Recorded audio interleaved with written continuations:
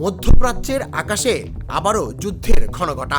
ইরানের বিরুদ্ধে যুক্তরাষ্ট্র ও ইসরায়েল জোটের এই সংঘাত কতদিন চলবে তা নিয়ে বিশ্বজুড়ে তৈরি হয়েছে গভীর অনিশ্চয়তা।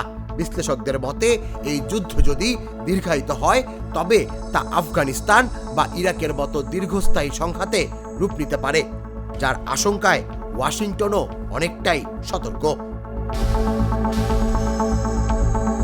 যুদ্ধ শুরুর পর থেকে যুক্তরাষ্ট্র প্রায় 2000 এবং ইসরায়েল প্রায় 2800 হামলা চালিয়েছে বলে বিভিন্ন সূত্রে জানা গেছে।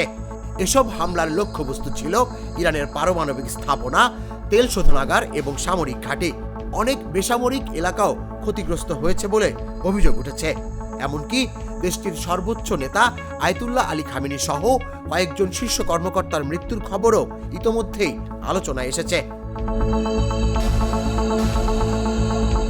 তবে এত হামলার পরও পিছু হটার কোনো ইঙ্গিত দেয়নি ইরান।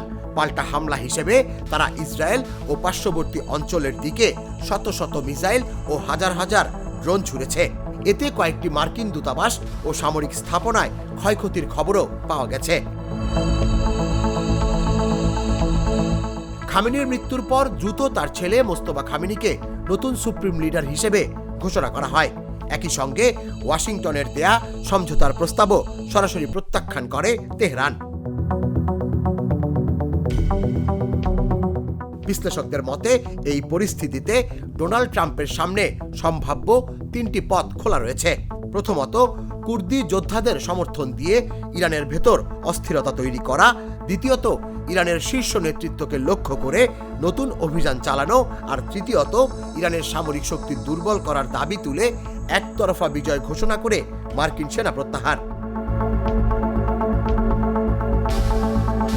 গেল বছরের জুনে ইরানের সঙ্গে সংঘাতে মাত্র 12 দিনের মাথায় যুদ্ধবিরতি ঘোষণা করতে হয়েছিল ডোনাল্ড ট্রাম্পকে। অনেক বিশ্লেষক মনে করছেন এবারও সেই পথেই হয়তো শেষ হতে পারে এই উত্তেজনাপূর্ণ সংঘাত। তবে তাতে যুক্তরাষ্ট্রের বৈশ্বিক ভাবমূর্তি কতটা অটুট থাকবে সেটি এখন বড় প্রশ্ন। তুষার ইসলাম, জাগো নিউজ।